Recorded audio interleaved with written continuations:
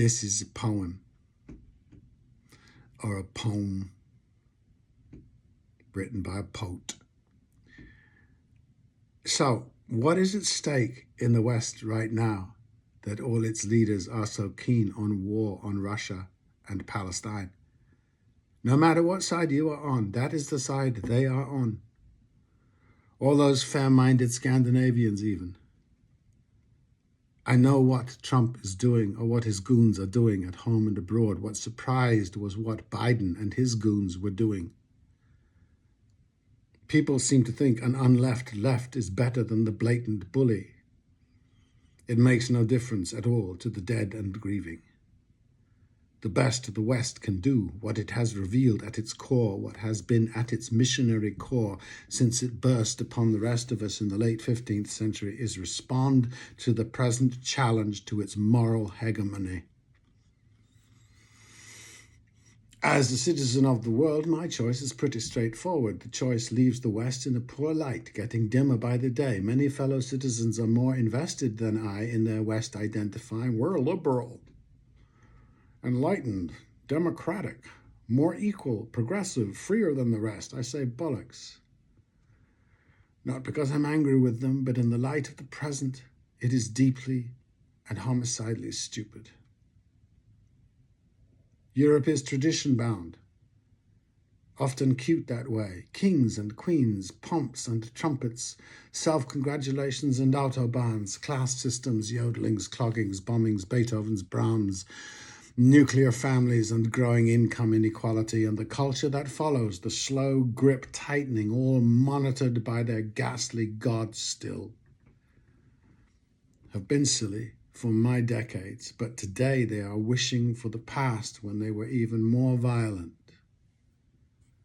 The Pax Europa, almost 80 years since we held a world war, are as distinct from the police actions, has been too long. It's a bummer with supremacy. It needs to get out periodically to prove itself in carnage. What kind of amnesia does one need to listen to French bleatings about a return of the Statue of Liberté? Americans posting this stuff as evidence of our losses in the moral Olympics the West has been competing in since 1492. The French, Liberté? Let me ask an Algerian about this famous té. Apparently the statue was built to celebrate the US abolition of slavery. Well done, lads. It seems completely apt, though, that it was co-opted, the chains taken from her left hand and turned into a self-congratulation, not a confession of sin, a symbol of welcome, as it turns out, to mostly Europeans. Symbols are lovely things, perhaps the lovelier by being less real, less truthful, an aspiration. The West can be cheered for its aspiration if you are an aspirational. But it is, like most aspirations, full of deception. If any culture, maybe culture is defined by this worm in its root, but if this strange and powerful thing, culture, cannot self-criticize and change, it will eventually end up here, but here upon this bank and shoal, stuck and bloody. Western culture is unique. What is it? Judeo-Christian. Values. At some point, its old men, patriarchs, got together and agreed, let us proceed as if all that came before us was wrong. All around us now, not of us, are wrong. We are the good, they the evil, they the evil. This is unique.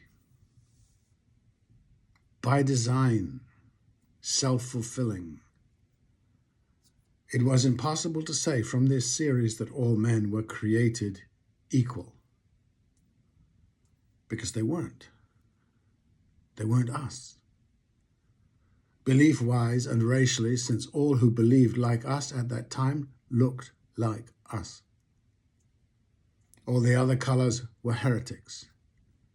It took a powerful version of us out of Arabia to return that dreary compliment. The rest did not know the difference. They were ignorant of God.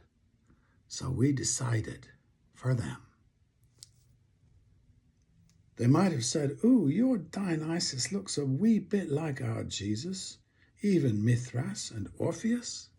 We're having none of that in the pink bits. It makes necessary a demonizing of all the rest, the East, Russia, China, collectivisms, many gods, all older and deeper cultures living in ancient ancestral homelands, while the West remains a violent occupier of others' ancestral homelands, without the cojones to admit to being nomads and borrowing or admitting to theft, yearning, only yearning to breathe fire.